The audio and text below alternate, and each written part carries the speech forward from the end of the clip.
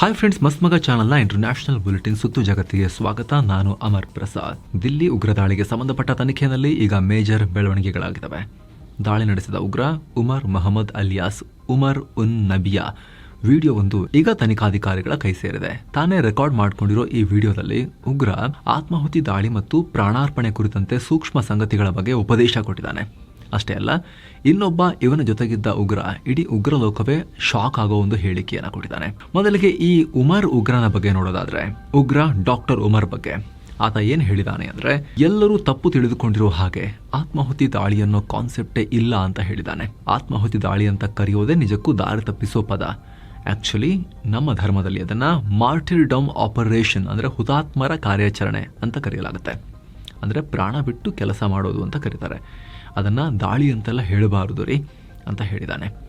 ಇದರಲ್ಲಿ ಅನೇಕ ವಾದಗಳಿವೆ. ನನ್ನ ಪ್ರಕಾರ ಈ ಹುತಾತ್ಮರ ಕಾರ್ಯಾಚರಣೆ ಅಂದರೆ ಒಬ್ಬ ವ್ಯಕ್ತಿ ಒಂದು ಕೆಲಸವನ್ನು ಪ್ಲಾನ್ ಮಾಡಿ ಇಂತಿಂಥ ಜಾಗದಲ್ಲಿ ಇಂತಿಂಥ ಸಮಯಕ್ಕೆ ಸಾಯ್ತಾನೆ ಅಂತ ನಿರೀಕ್ಷೆ ಇಟ್ಕೊಳ್ಳೋದು ಅಷ್ಟೇ. ಜೊತೆಗೆ ಪ್ರಪಂಚದ ಒಂದು ರಿಯಾಲಿಟಿ ಏನು ಅಂದರೆ, ಮನುಷ್ಯರಿಗೆ ತಾವು ಯಾವಾಗ ಸಾಯ್ತಾರೆ ಅಂತ ಪ್ರಿಡಿಕ್ಟ್ ಮಾಡೋಕ್ಕಾಗಲ್ಲ.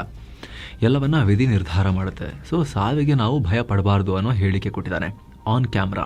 ಈ ಮೂಲಕ ಇನ್ಮೇಲೆ ಆತ್ಮಾಹುತಿ ದಾಳಿ ಅಂತ ಕರೆಯಂಗಿಲ್ಲ, ಅದನ್ನು ನಮ್ಮ ಧರ್ಮದಲ್ಲಿ ಕಾರ್ಯಾಚರಣೆ ಅಂತ ಕರಿಬೇಕು ಅಂತ ಹೊಸ ವ್ಯಾಖ್ಯಾನ ಕೊಟ್ಟಿದ್ದಾನೆ. Brain washing attempt. ಜೊತೆಗೆ ಇದನ್ನೆಲ್ಲ ಆತ ಪೂರ್ತಿ ಇಂಗ್ಲೀಷ್ನಲ್ಲಿ ಮಾತನಾಡಿದ್ದಾನೆ. ಬಹಳ ಕಾಮ್ ಆಗಿ ಕೂತು ನಾವು ನಿಮಗೆ ರಿಸರ್ಚ್ ರಿಪೋರ್ಟ್ ಎಲ್ಲ ನೀಟಾಗಿ ಎಕ್ಸ್ಪ್ಲೇನ್ ಮಾಡೋಕ್ಕೆ ಪ್ರಯತ್ನ ಪಡ್ತೀವಲ್ಲ, ಅಷ್ಟು ಕ್ಯಾಶುವಲ್ ಆಗಿ ಈತ ಆರಾಮಾಗಿ ಈ ರೀತಿ ತಾವು ಮುಗಿಸ್ಕೊಂಡು ದಾಳಿ ಮಾಡೋದ್ರ ಬಗ್ಗೆ ಮಾತಾಡಿದ್ದಾನೆ. ಹೀನ ಕೃತ್ಯವನ್ನು ಸಮರ್ಥಿಸ್ಕೊಳ್ತಾ ಉಪದೇಶವನ್ನ ಕೊಟ್ಟಿದ್ದಾನೆ. ಇದನ್ನು ಕೇಳಿದ್ರೆ ಉಮರ್ ಆಲ್ರೆಡಿ ಸಂಪೂರ್ಣವಾಗಿ ಇಲ್ಲಿ ವೈರಸ್ ಹೊಕ್ಕಿ ಮೂಲಭೂತವಾದಕ್ಕೆ ಶರಣಾಗ್ಬಿಟ್ಟಿದ್ದ ಅನ್ನೋದು ಸ್ಪಷ್ಟವಾಗುತ್ತೆ. ಇನ್ನು ಕೆಲ ಮೂಲಗಳ ಪ್ರಕಾರ ಉಮರ್ ಇಂಥ ಅನೇಕ ವಿಡಿಯೋಗಳನ್ನ ಮಾಡಿ ಉಗ್ರ ತಂಡದಲ್ಲಿ ಸರ್ಕ್ಯುಲೇಟ್ ಮಾಡ್ತಿದ್ದ. ಈಗ ಅದನ್ನೆಲ್ಲವನ್ನ ಹುಡುಕಿ ತನಿಖಾಧಿಕಾರಿಗಳು ರಿಕವರ್ ಮಾಡಿದ್ದಾರೆ. ಉಗ್ರ ಜಾಲದ ಇತರೆ ಡಾಕ್ಟರ್ಗಳು ದಾಳಿಗೆ ಕನ್ವಿನ್ಸ್ ಆಗದೆ ಇದ್ದಾಗ, ಹೆದರ್ಕೊಂಡಾಗ ಉಮರ್ ಈ ರೀತಿ ವಿಡಿಯೋ ಮಾಡಿ ಅವರ ಬ್ರೈನ್ ವಾಶ್ ಮಾಡೋಕೆ ಪ್ರಯತ್ನ ಪಡ್ತಾ ಇದ್ದ. ಇನ್ನು ಈತನ ಸಹಚರ ಸದ್ಯ NIA ಅರೆಸ್ಟ್ ಮಾಡಿರೋ ಜಾಸೀರ್ ಬಗ್ಗೆ ಕೂಡ ಮಾಹಿತಿ ಗೊತ್ತಾಗಿದೆ. ಈತನಿಗೆ ಆತ್ಮಾಹುತಿ ದಾಳಿಕೋರನಾಗುವಂತ ಉಮರ್ 1 ವರ್ಷದಿಂದ ಬ್ರೈನ್ ವಾಶ್ ಮಾಡ್ತಿದ್ದ. ಆದರೆ ಆತನ ಕನ್ಫ್ಯೂಷನ್ ನೋಡಿ, ಬಹಳ ವಿಚಿತ್ರ. ಇದು ಇಡೀ ಉಗ್ರ ಜಗತ್ತೇ ಗಾಬರಿ ಆಗ್ಬೇಕೀಗ. ಈ ಜಾಸೀರ್ನ ಲಾಜಿಕ್ ಪಾಯಿಂಟ್ ಕೇಳಿದಾಗ, ಉಮರ್ ಒತ್ತಾಯ ಮಾಡಿದಾಗ ಜಾಸೀರ್ ಏನ್ ಹೇಳಿದ ಗೊತ್ತಾ? ಜಾಸೀರ್ ಬಾನಿ, ಓಕೆ ದಾಳಿ ಎಲ್ಲ ಓಕೆ, ಬಟ್ ಈ ಮೆಥಡ್ ನನಗೆ ಆಗಲ್ಲ ಅಂತ ಹೇಳಿದಾನೆ. ಕಾರನ್ನ ಸ್ಫೋಟಿಸಿ ತಾನು ಮುಗಿಸ್ಕೊಂಡು ದಾಳಿ ಮಾಡಕ್ಕೆ ನಾನು ಒಪ್ಪಲ್ಲ ಅಂದಿದ್ದಾನೆ. ಯಾಕೆ ಕೇಳಿದಕ್ಕೆ ಧರ್ಮದ ವಿರುದ್ಧ ಅಂತ ಹೇಳಿದಾನೆ.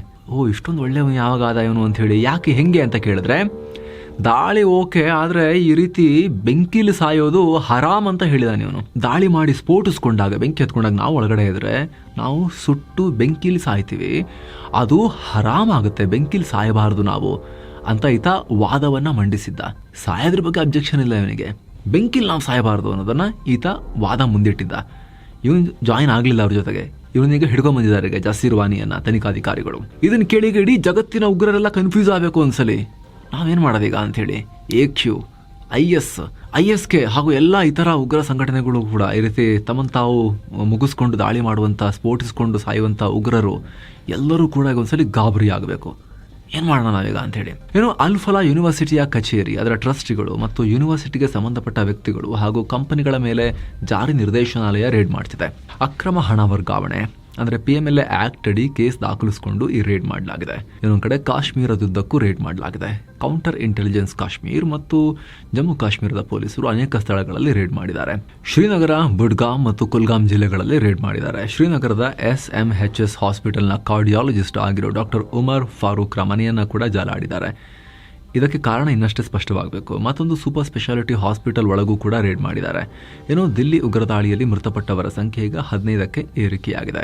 ಇನ್ನು ಮೊದಲೇ ದಾಳಿಯಿಂದ ಬೆಚ್ಚಿ ಬಿದ್ದಿರೋ ದಿಲ್ಲಿ ಜನಕ್ಕೆ ಮತ್ತೆ ಉಗ್ರರು ಭಯ ಹರಡೋ ಪ್ರಯತ್ನ ಮಾಡಿದ್ದಾರೆ. ದಿಲ್ಲಿಯ ಸಾಕೇತ್ ಡಿಸ್ಟ್ರಿಕ್ಟ್ ಕೋರ್ಟ್ ಮತ್ತು ಪಟಿಯಾಲ ಹೌಸ್ ಕೋರ್ಟ್ ಹಾಗೂ 2 CRPF ಸ್ಕೂಲ್ಗಳಿಗೆ ಇಮೇಲ್ ಮೂಲಕ ಸ್ಫೋಟದ ಬೆದರಿಕೆ ಹಾಕಿ ಆತಂಕಕ್ಕೆ ಕಾರಣ ಆದರು. ಜೈಷ್ ಉಗ್ರ ಸಂಘಟನೆ ಹೆಸರಲ್ಲಿ ಈ ಇಮೇಲ್ ಅನ್ನು ಕಳಿಸಲಾಗಿತ್ತು. ಬಂದ ಕೂಡಲೇ ಇಡೀ ಕೋರ್ಟ್ ಕಾಂಪ್ಲೆಕ್ಸ್ ನ ಖಾಲಿ ಮಾಡಿ ಹುಡುಕಲಾಯಿತು. ಆಮೇಲೆ ಇದು ಸುಮ್ಮನೆ ಭಯ ಹುಟ್ಟಿಸೋಕೆ ಹಾಕಿರೋ ಇಮೇಲ್ ಅಂತ ಗೊತ್ತಾಯಿತು. ಮತ್ತೊಂದು ಕಡೆ ಸ್ನೇಹಿತರೆ, ದೇಶದ ಒಳಗೆ ಇನ್ನೊಂದು ದೊಡ್ಡ ಡೆವಲಪ್ಮೆಂಟ್ ಆಗಿದೆ. ಭಾರತಕ್ಕೆ ಬೇಕಿದ್ದ ಮೋಸ್ಟ್ ವಾಂಟೆಡ್ ನಟೋರಿಯಸ್ ಕೆಂಪು ಉಗ್ರ ನಕ್ಸಲ್ ಮಾಧ್ವಿ ಹಿಡ್ಮಾ ಆತನನ್ನ ಎನ್ಕೌಂಟರ್ ಮಾಡಲಾಗಿದೆ.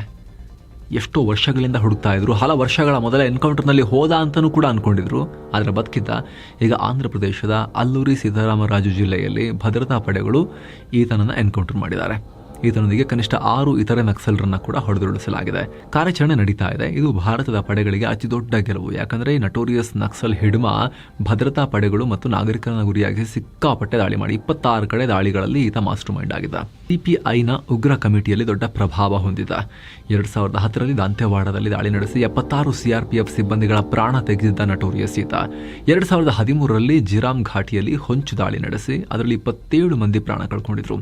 ಇದರಲ್ಲಿ ಕಾಂಗ್ರೆಸ್ ನಾಯಕರೊಬ್ಬರು ಮೃತಪಟ್ಟಿದ್ರು. 2021ರಲ್ಲಿ ನಡೆದ ಸುಕ್ಮಾ ಬಿಜಾಪುರ್ ಹೊಂಚು ದಾಳಿಯಲ್ಲೂ ಕೂಡ ಈತ ಪ್ರಮುಖ ಪಾತ್ರ ವಹಿಸಿದ್ದ.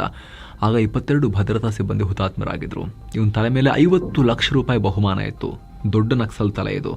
ಈಗ ಫೈನಲಿ ಈತನನ್ನ ಎನ್ಕೌಂಟರ್ ಮಾಡಲಾಗಿದೆ. ಇನ್ನು ಸ್ನೇಹಿತರೆ, ದೊಡ್ಡ ಪ್ರಮಾಣದಲ್ಲಿ ಪಬ್ಲಿಷ್ ಆಗ್ತಿರೋ ಮೆಂಬರ್ ಓನ್ಲಿ ವಿಡಿಯೋಸ್ ಅನ್ನ ನೀವು ಕೂಡ ನೋಡೋಕೆ, ಹಾಗೆ ನಿಷ್ಪಕ್ಷಪಾತವಾದ ಕೆಲಸಕ್ಕೆ ಸಪೋರ್ಟ್ ಮಾಡೋಕ್ಕೂ ಕೂಡ ನೀವು ಮಸ್ತ್ಮಗ ಪ್ರೀಮಿಯಂ ಮೆಂಬರ್ ಆಗಬಹುದು. ವಿಡಿಯೋ ಕೆಳಗಿರೋ ಜಾಯಿನ್ ಬಟನ್ ಮೂಲಕ ಜಾಯಿನ್ ಆಗಬಹುದು.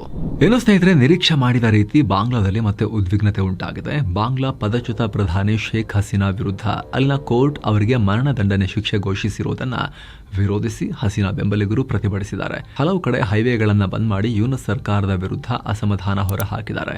ಢಾಕಾ ಸೇರಿದಂತೆ ದೇಶದ ಹಲವು ಕಡೆ ಭದ್ರತಾ ಪಡೆ ಮತ್ತು ಹಸೀನಾ ಬೆಂಬಲಿಗರ ನಡುವೆ ಮಾರಾಮಾರಿ ಕೂಡ ಆಗಿದೆ. ಕನಿಷ್ಠ 2 ಪ್ರಾಣ ಕಳ್ಕೊಂಡಿದ್ದಾರೆ. ಪೊಲೀಸರ ಲಾಠಿ ಏಟಿಗೆ ಹಲವರು ಗಾಯಗೊಂಡಿದ್ದಾರೆ. ಪ್ರತಿಭಟನಾಕಾರರನ್ನ ಚದುರಿಸುವಕ್ಕೆ ಭದ್ರತಾ ಪಡೆಗಳು ಕೈ ಸ್ಫೋಟಕವನ್ನ, ಅಶ್ರುವಾಯು ಎಲ್ಲ ಯೂಸ್ ಮಾಡಿದ್ದಾರೆ. ಹೆಚ್ಚಿನ ಭದ್ರತಾ ಸಿಬ್ಬಂದಿ ಎಲ್ಲಾ ಕಡೆ ಈಗ ಗಸ್ತು ತಿರುಗ್ತಾ ಇದ್ದಾರೆ. ಇನ್ನು ಬಾಂಗ್ಲಾದಲ್ಲಿ ಈ ಪರಿಸ್ಥಿತಿ ಉಂಟಾಗ್ತಿದ್ದ ಹಾಗೆ ಯೂನಸ್ ಸರ್ಕಾರ ಹಸೀನಾ ಹೇಳಿಕೆಗಳನ್ನು ಪ್ರಕಟಿಸಬೇಡಿ ಅಂತ ಬಾಂಗ್ಲಾ ಮಾಧ್ಯಮಗಳಿಗೆ ವಾರ್ನಿಂಗ್ ಕೊಟ್ಟಿದ್ದಾರೆ. ಅವರಿಗೆ ನೀವು ಕವರೇಜ್ ಕೊಡಬಾರ್ದು ಅಂತ. ಸದ್ಯದ ಸ್ಥಿತಿಯಲ್ಲಿ ರಾಷ್ಟ್ರೀಯ ಭದ್ರತೆ ಕಾಪಾಡುವ ಸಂಬಂಧ ಯೂನಸ್ ಸರ್ಕಾರ ಈ ಕ್ರಮ ತಗೊಂಡಿದೆ ಅಂತ ಹೇಳಿ ಪ್ರಕಟಣೆ ಹೊರಡಿಸಿದ್ದಾರೆ. ಇನ್ನು ಹಸೀನಾಗೆ ಕೋರ್ಟ್ ಮರಣದಂಡನೆ ವಿಧಿಸಿದ್ದಕ್ಕೆ ವಿಶ್ವಸಂಸ್ಥೆ ವಿಷಾದ ವ್ಯಕ್ತಪಡಿಸಿದೆ.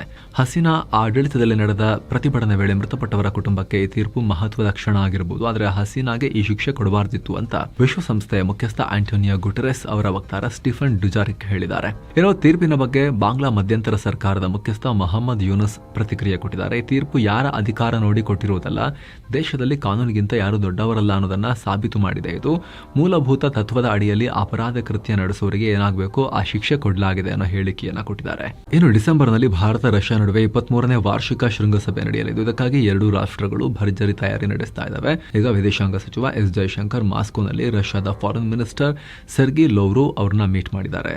ಮಾಸ್ಕೋ ಭೇಟಿ ಕುರಿತು ಜೈಶಂಕರ್ ಮಾತನಾಡಿದ್ದು, ಭಾರತ ರಷ್ಯಾ ನಡುವಿನ ಅನೇಕ ದ್ವಿಪಕ್ಷೀಯ ಒಪ್ಪಂದಗಳು, ಇನಿಷಿಯೇಟಿವ್ಸ್ ಮತ್ತು ಪ್ರಾಜೆಕ್ಟ್ಗಳ ಬಗ್ಗೆ ಡಿಸ್ಕಸ್ ಮಾಡಿದ್ದೇವೆ.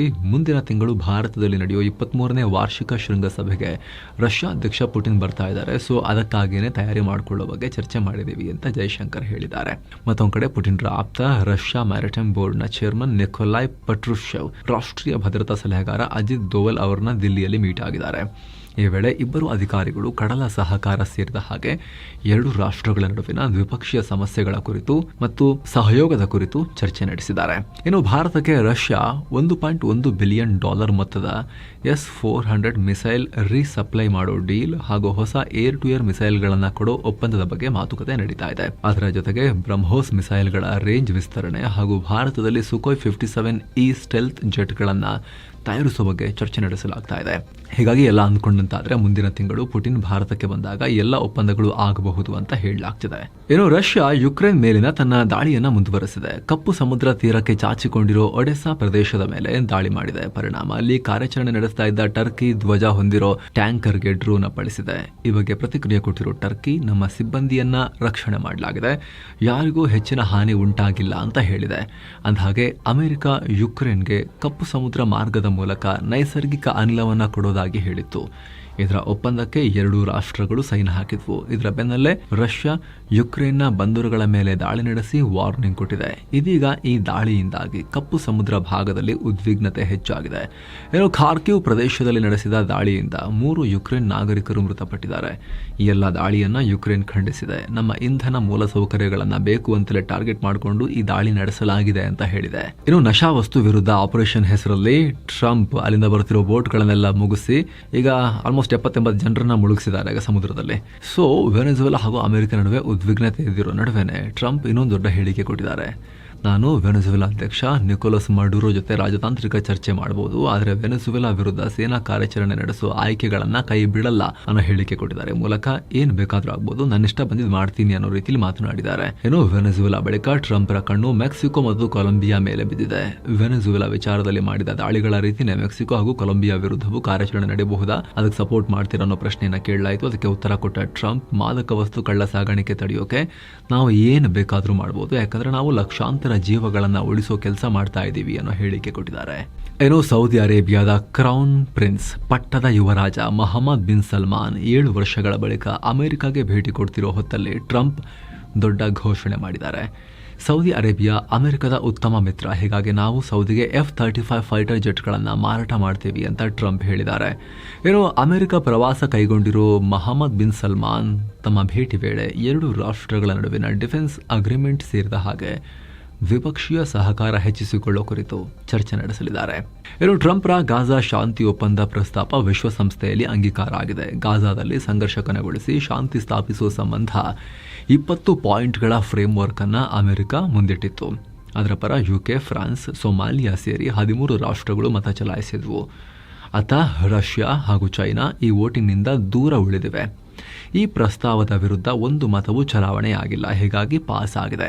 ಈ ಪ್ರಪೋಸಲ್ ಅಂಗೀಕಾರ ಆಗ್ತಿದ್ದ ಹಾಗೆ ಟ್ರಂಪ್ ಖುಷಿ ವ್ಯಕ್ತಪಡಿಸಿದ್ದಾರೆ. ನಮ್ಮ ಪರ ಮತ ಚಲಾಯಿಸಿದ ರಾಷ್ಟ್ರಗಳಿಗೆ ಧನ್ಯವಾದ ಅಂತ ಹೇಳಿದ್ದಾರೆ.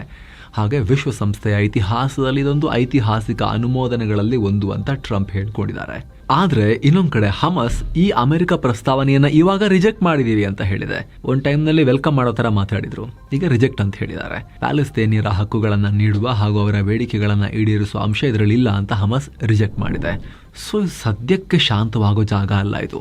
ಏನೋ ಅಮೆರಿಕದಲ್ಲಿ ಅಕ್ರಮ ವಲಸಿಗರ ವಿರುದ್ಧದ ಕಾರ್ಯಾಚರಣೆ ಈಗ ವೇಗ ಪಡ್ಕೊಳ್ತಾ ಇದೆ. ಈ ಸಂಬಂಧ ಅಪರಾಧ ಕೃತ್ಯಗಳಲ್ಲಿ ಭಾಗಿಯಾದ್ರು ಅಂತ ಹೇಳಿ ನಾರ್ತ್ ಕ್ಯಾಲಿಫೋರ್ನಿಯಾದಲ್ಲಿ 130 ಜನರನ್ನ ಅರೆಸ್ಟ್ ಮಾಡಲಾಗಿದೆ. ಈ ಪೈಕಿ ಹೆಚ್ಚಿನವರು ದರೋಡೆ, ಹಲ್ಲೆ ಸೇರಿ ಇತರ ಅಪರಾಧ ಕೃತ್ಯಗಳನ್ನು ನಡೆಸ್ತಾ ಇದ್ರು. ಈ ಭಾಗದಲ್ಲಿ ಅಪರಾಧ ಕೃತ್ಯಗಳ ಸಂಖ್ಯೆ ಕಮ್ಮಿ ಮಾಡೋಕೆ ಅಧಿಕಾರಿಗಳು ಈ ಕಾರ್ಯಾಚರಣೆ ಮಾಡ್ತಾ ಇದ್ದಾರೆ ಅಂತ ಟ್ರಂಪ್ ಸರ್ಕಾರ ಹೇಳಿಕೊಂಡಿದೆ. ಏನೋ ನೈಜೀರಿಯಾದಲ್ಲಿ ಬಂದೂಕುಧಾರಿಗಳ ಗುಂಪೊಂದು ವಸತಿ ಶಾಲೆಯ 25 ಬಾಲಕಿಯರನ್ನ ಅಪಹರಿಸಿದೆ. ಈಶಾನ್ಯ ನೈಜೀರಿಯಾದ ಡೆಂಕೋ ವಸಗೋ ಭಾಗದಲ್ಲಿ ಈ ಘಟನೆಯಾಗಿದೆ. ಸೋಮವಾರ ಬೆಳಗ್ಗೆ 4 ಗಂಟೆ ಸುಮಾರಿಗೆ ವಸತಿ ಶಾಲೆ ಬಳಿ ಬಂದ ಗುಂಪು ಅಲ್ಲಿನ ಸಿಬ್ಬಂದಿಯನ್ನ ಹತ್ಯೆ ಮಾಡಿ ಬಾಲಕಿಯರನ್ನ ಅಪಹರಿಸಿದೆ ಅಂತ ಗೊತ್ತಾಗಿದೆ. ಇದುವರೆಗೂ ಯಾವುದೇ ಗುಂಪು ಹೊಣೆಯನ್ನ ಹೊತ್ಕೊಂಡಿಲ್ಲ, ಆದ್ರೆ ಬಾಲಕಿಯರನ್ನ ಹೊತ್ಕೊಂಡು ಹೋಗ್ಬಿಟ್ಟಿದ್ದಾರೆ. ನೈಜೀರಿಯಾದ ಹಳ್ಳಿ ಪ್ರದೇಶದಲ್ಲಿ ಹೆಚ್ಚು ಸೆಕ್ಯೂರಿಟಿ ಇಲ್ಲದ ಕಾರಣ ಆಗಾಗ ಈ ರೀತಿ ಅಪಹರಣ ಮತ್ತು ದಾಳಿಗಳು ತುಂಬಾ ಕಾಮನ್. ಮನುಷ್ಯರ ತರನೇ ಬದುಕ್ತಾ ಇಲ್ಲ ಅಲ್ಲಿ. ವಿಪರೀತ ಸನ್ನಿವೇಶ ಇದೆ ಆಫ್ರಿಕಾದ ಕೆಲವೊಂದು ರಾಷ್ಟ್ರಗಳಲ್ಲಿ, ಇವ್ರದ್ದು ಸೇರಿದಂತೆ. ನೈಜೀರಿಯಾ ಉತ್ತರ ಭಾಗದಲ್ಲಿ ಸುಲಿಗೆ, ಅಪಹರಣ ತುಂಬಾ ಕಾಮನ್. ಇಂಡಸ್ಟ್ರಿಯಲ್ ಸ್ಕೇಲ್ನಲ್ಲಿ ನಡೆಸ್ತಾರೆ ಅವರು. ಏನೋ ಟ್ರಂಪ್ ಅಧಿಕಾರಕ್ಕೆ ಬಂದ ನಂತರ ವಲಸಿಗರ ವಿರುದ್ಧ ಸಿಕ್ಕಿದ ನಿಯಮಗಳನ್ನು ಜಾರಿ ಮಾಡ್ತಿದ್ದಾರೆ. ವಿದ್ಯಾರ್ಥಿ ವೀಸಾ ಕೊಡೋದಕ್ಕೆ ಕಠಿಣ ಷರತ್ತುಗಳನ್ನು ವಿಧಿಸ್ತಾ ಇದ್ದಾರೆ. ಇದರ ಪರಿಣಾಮ ಅಮೆರಿಕದಲ್ಲಿ ಭಾರತೀಯ ವಿದ್ಯಾರ್ಥಿಗಳ ದಾಖಲಾತಿ ಗಣನೀಯವಾಗಿ ಕುಸಿತಾ ಹೋಗ್ತಾ ಇದೆ. ಈ ಬಗ್ಗೆ ಅಮೆರಿಕನ್ ಸಂಸ್ಥೆಯೊಂದು ವರದಿ ಬಿಡುಗಡೆ ಮಾಡಿದೆ. ಅದರ ಪ್ರಕಾರ ಅಂತಾರಾಷ್ಟ್ರೀಯ ವಿದ್ಯಾರ್ಥಿಗಳ ಎನ್ರೋಲ್ಮೆಂಟ್ನಲ್ಲಿ 17% ಕುಸಿತ ಆಗಿದೆ. ಈ ಸಂಸ್ಥೆ ಇದಕ್ಕೆ 96% ವೀಸಾ ರಿಸ್ಟ್ರಿಕ್ಷನ್ಸೇ ಕಾರಣ ಅಂತ ಹೇಳಿದೆ. ಹಾಗೆ ಅಮೆರಿಕದಲ್ಲಿ ಅಂತಾರಾಷ್ಟ್ರೀಯ ವಿದ್ಯಾರ್ಥಿಗಳಲ್ಲಿ ಭಾರತೀಯರ ಹೆಚ್ಚಿನ ಸಂಖ್ಯೆಯಲ್ಲಿ ಇರ್ತಾ ಇದ್ರು. ಡಾಮಿನೇಟ್ ಮಾಡ್ತಾ ಇದ್ದ ಅವರ ಸಂಖ್ಯೆ ಕಮ್ಮಿ ಆಗ್ತಿರೋದ್ರಿಂದ ಈ ಮಟ್ಟದಲ್ಲಿ ಕುಸಿತ ಆಗ್ತಾ ಇದೆ ಅಂತ ರಿಪೋರ್ಟ್ಸ್ ಹೇಳಿವೆ. ಏನೋ ಮಹತ್ವದ ಬೆಳವಣಿಗೆಯಲ್ಲಿ ಇರಾನ್ ಭಾರತೀಯ ಪ್ರಜೆಗಳಿಗೆ ಕೊಟ್ಟಿದ್ದ ವೀಸಾ ಫ್ರೀ ಎಂಟ್ರಿಯನ್ನು ಬಂದ್ ಮಾಡೋಕೆ ಮುಂದಾಗಿದೆ. ನವೆಂಬರ್ 22ರಿಂದ ಇರಾನ್ಗೆ ಪ್ರಯಾಣಿಸುವ ಭಾರತೀಯರಿಗೆ ವೀಸಾ ಕಡ್ಡಾಯ ಆಗ್ತಾ ಇದೆ. ಈ ಹಿಂದೆ ಟೂರಿಸಂ ಇಂಪ್ರೂವ್ ಮಾಡೋಕೆ ಇರಾನ್ ಭಾರತೀಯ ಪ್ರಜೆಗಳಿಗೆ ವೀಸಾ ಫ್ರೀ ಟ್ರಾವೆಲ್ ಅವಕಾಶ ಕೊಟ್ಟಿತ್ತು. ಆದರೆ ಈಗೀಗ ಭಾರತೀಯ ಪ್ರಜೆಗಳಿಗೆ ಸುಳ್ಳು ಉದ್ಯೋಗದ ಆಸೆ ತೋರಿಸಿ ಇರಾನಿಗೆ ಕರೆಸ್ಕೊಂಡು ಆಮೇಲೆ ಅಲ್ಲಿ ಹಿಂಸೆ ಕೊಡ್ತಿರೋದು, ಅಪಹರಣ ಮಾಡೋದು, ಇಂತಹ ಪ್ರಕರಣಗಳು ಜಾಸ್ತಿ ಆದ ಬೆನ್ನಲ್ಲೇ ಅಲ್ಲಿನ ಸರ್ಕಾರ ಈ ನಿರ್ಧಾರ ತಗೊಂಡಿದೆ. ಈ ಬಗ್ಗೆ ಮಾಹಿತಿ ಹಂಚಿಕೊಂಡಿರೋ ಇರಾನ್ ವಿದೇಶಾಂಗ ಇಲಾಖೆ ಫ್ರೀ ವೀಸಾ ಸೌಲಭ್ಯ ಉಪಯೋಗಿಸಿಕೊಂಡು ಮಾನವ ಕಳ್ಳ ಸಾಗಾಣಿಕೆ ಮಾಡ್ತಾ ಇರೋದು ಗಮನಕ್ಕೆ ಬಂತು. ಅದಕ್ಕೋಸ್ಕರ ಈ ರೀತಿ ಮಾಡ್ತಾ ಇದ್ದೀವಿ ಅಂತ ಕ್ಲಾರಿಫಿಕೇಶನ್ ಕೊಟ್ಟಿದ್ದಾರೆ. ಇನ್ನು ಪಾಪ ತೈವಾನ್ ಪರಿಸ್ಥಿತಿ ಯಾರಿಗೂ ಬೇಡ ಅನ್ನೋ ರೀತಿಯಾಗಿದೆ. ಯಾಕಂದ್ರೆ ದಿನವೂ ಚೀನಾ ಈಗ ದಾಳಿ ಮಾಡುತ್ತೆ ಅನ್ನೋ ಭಯದಲ್ಲೇ ಜೀವನ ನಡೆಸೋ ರೀತಿಯಲ್ಲಿ ಆಗಿದೆ. ಈಗ ತನ್ನ ಜನರಿಗೂ ಕೂಡ ಯುದ್ಧ ತರಬೇತಿ ಕೊಡ್ತಾ ಇದ್ದಾರೆ. ತನ್ನ ಪ್ರಜೆಗಳ ಪ್ರತಿ ಮನೆಗೆ ಸಿವಿಲ್ ಡಿಫೆನ್ಸ್ ಹ್ಯಾಂಡ್ ಬುಕ್ಗಳನ್ನು ಡಿಸ್ಟ್ರಿಬ್ಯೂಟ್ ಮಾಡ್ತಿದ್ದಾರೆ. ಇದರಲ್ಲಿ ಚೀನಾ ದಾಳಿ ಮಾಡಿದ್ರೆ ಶತ್ರುಪಡೆ ಸೈನಿಕರನ್ನ ಹೇಗೆ ಕೌಂಟರ್ ಮಾಡಬೇಕು, ಎಮರ್ಜೆನ್ಸಿ ಕಿಟ್ಗಳ ಮೂಲಕ ಹೇಗೆ ತಯಾರಾಗಿರಬೇಕು, ಸ್ಫೋಟಕ ನಿರೋಧಕ ಶೆಲ್ಟರ್ಗಳನ್ನು ಪತ್ತೆ ಹಚ್ಚೋದು ಹೇಗೆ, ಹಲವು ಮಹತ್ವದ ಸೂಚನೆಗಳನ್ನು ಅದರಲ್ಲಿ ಕೊಡಲಾಗಿದೆ. ಇನ್ನು ನೇಪಾಳದಲ್ಲಿ ಮುಂದಿನ ಮಾರ್ಚ್ನಲ್ಲಿ ನಡೆಯಲಿರೋ ಚುನಾವಣೆಗೆ ಪಕ್ಷಗಳನ್ನು ರಿಜಿಸ್ಟರ್ ಮಾಡೋ ಪ್ರಕ್ರಿಯೆ ಶುರುವಾಗಿದೆ. ಆರಂಭವಾದ ಮೊದಲ ದಿನವೇ 12 ಪಕ್ಷಗಳು ರಿಜಿಸ್ಟರ್ ಮಾಡಿಕೊಂಡಿವೆ. ಇದರಲ್ಲಿ ಹೊಸದಾಗಿ ಫಾರ್ಮ್ ಆಗಿರೋ ಅಲ್ಲಿನ ಎಡಪಂಥೀಯರೆಲ್ಲರೂ ಸೇರಿಕೊಂಡು ಕಟ್ಟಿರೋ ನೇಪಾಳ ಕಮ್ಯುನಿಸ್ಟ್ ಪಾರ್ಟಿ ಕೂಡ ಸೇರಿದೆ. ಸೊ ಫ್ರೆಂಡ್ಸ್, ಇದಾಗಿತ್ತು ಇವತ್ತಿನ ಜಗತ್ತಿನ ಸುತ್ತಾಟ. Thank you so much. ಆಗಲೇ ಹೇಳಿದ ಮಸ್ತ್ ಮಗ ಪ್ರೀಮಿಯಂ ಮೆಂಬರ್ಶಿಪ್ನಲ್ಲಿ ಆಸಕ್ತರು ಅದನ್ನು ಕನ್ಸಿಡರ್ ಮಾಡ್ಬೋದು. ವಿಡಿಯೋ ಕೆಳಗಿರೋ ಜಾಯಿನ್ ಬಟನ್ ಮೂಲಕ ಜಾಯಿನ್ ಆಗಬಹುದು. ಎಲ್ಲ ಮೆಂಬರ್ ಓನ್ಲಿ ಕಾಂಟೆಂಟ್ಗಳಿಗೆ ಆಕ್ಸೆಸ್ ಪಡಿಬಹುದು ಹಾಗೂ ನಿಷ್ಪಕ್ಷಪಾತ ಕೆಲಸಕ್ಕೆ ಬೆಂಬಲ ಕೊಟ್ಟಂತೇನೂ ಆಗುತ್ತೆ. ಆಸಕ್ತರು ಚೆಕ್ ಮಾಡಿ. Thank you so much. ಮತ್ತೆ ಭೇಟಿ ಆಗ್ತಿರೋಣ. ನಮಸ್ತೆ.